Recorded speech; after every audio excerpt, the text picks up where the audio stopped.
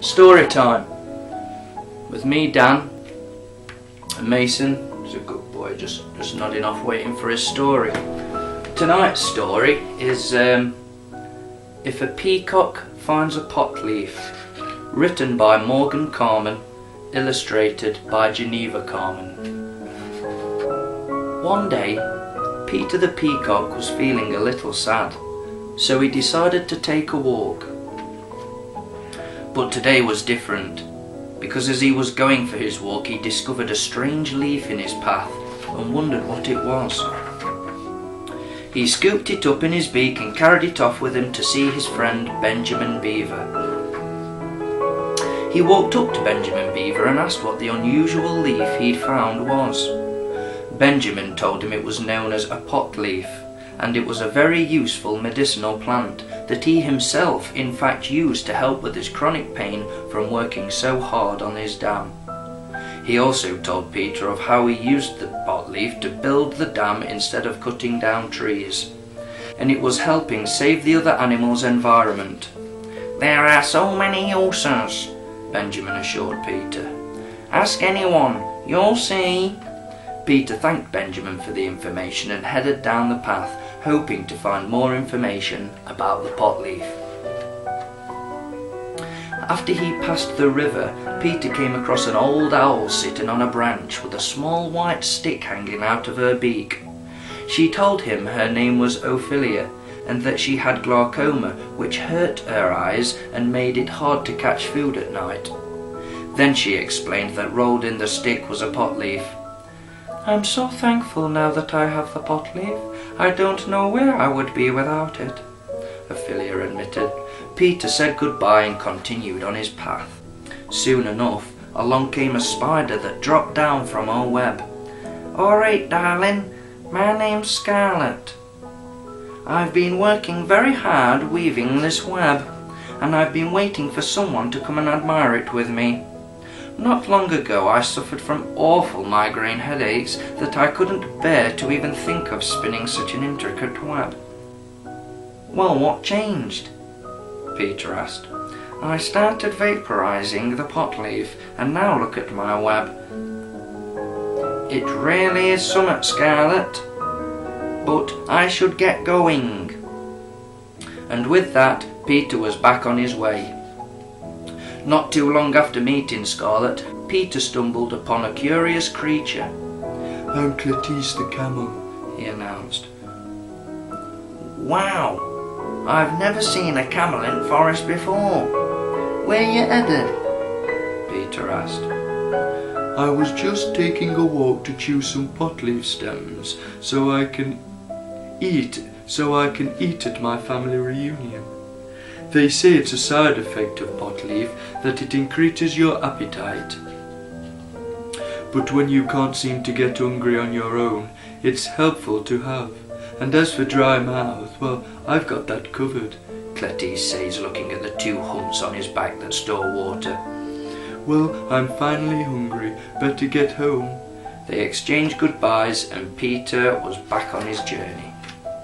Peter came across a clearing right before his house and decided to stop at the rhino ranch he had passed many times. He was greeted by an old rhino that he later learned was named Rocco. Rocco had once been a strong, healthy rhino until he was diagnosed with cancer. Rocco told Peter of how he had to undergo harsh processes called chemotherapy that left him feeling constantly nauseous. The doctors tried to treat him with prescription drugs, but nothing helped until he was recommended to smoke the pot leaf. It was finally something that worked without the side effects of harmful prescription drugs. Peter promised to return to the rhino ranch, said goodbye, and was back on his way home. He stopped as he walked past his neighbour's house. The 4 Rasta pigs, they were known pot leaf patients, but Peter didn't actually know why they needed it, so he decided to stop by and ask. He knocked on the door. "Who's there, man?" one of the pigs called from behind the door. "All right, I'm Peter the Peacock from next door." They quickly opened the door and snatched Peter in. What can we do for you, man? The four Rasta pigs said in unison. Well, actually, I was just wondering why you needed a pot leaf. I've run into so many creatures today that it helps. I was curious how you became patient, Peter replied. The four Rasta pigs took turns telling Peter of how they'd been losing sleep ever since the wolf moved in next door. Eventually, they went to a doctor and found out they had insomnia.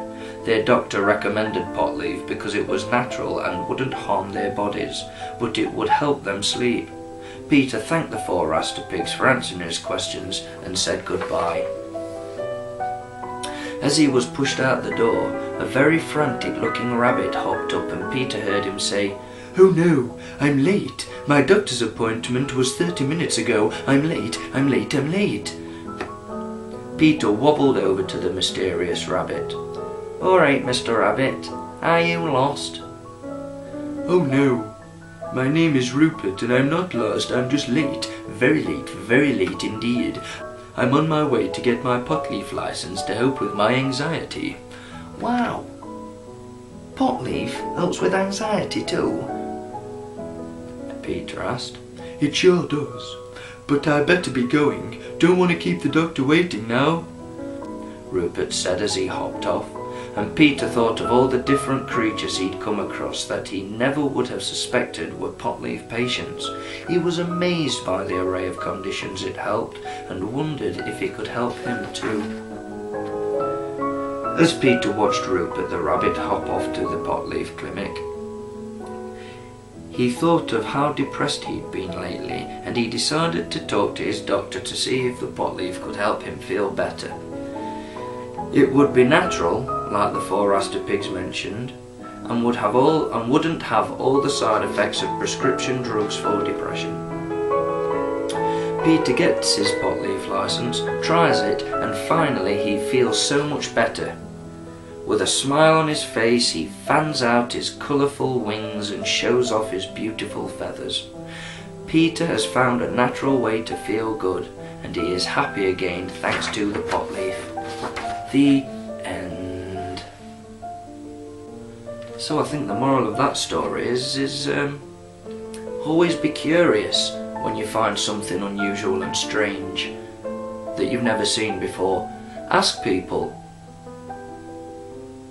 what their experience is of this new found thing. Have a good night.